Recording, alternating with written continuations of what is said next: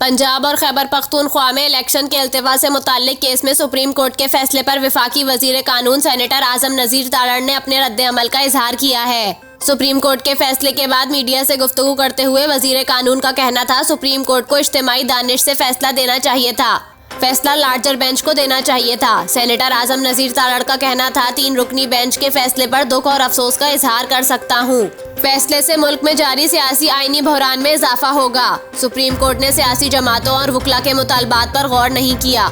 इनका कहना था, 3 रुकनी बेंच ने 3 रुकनी बेंच के फैसले को ही रद्द कर दिया। साथ ही 6 रुकनी बेंच बनाने की भी जरूरत महसूस की। 1 मार्च को फैसला आया तो हमारा मौकिफ था, ये 4-3 से फारिग हुआ है। जब चारों जजेस ने फैसले में पिटीशन खारिज कर दी थी तो हर चीज वाजे हो गई थी।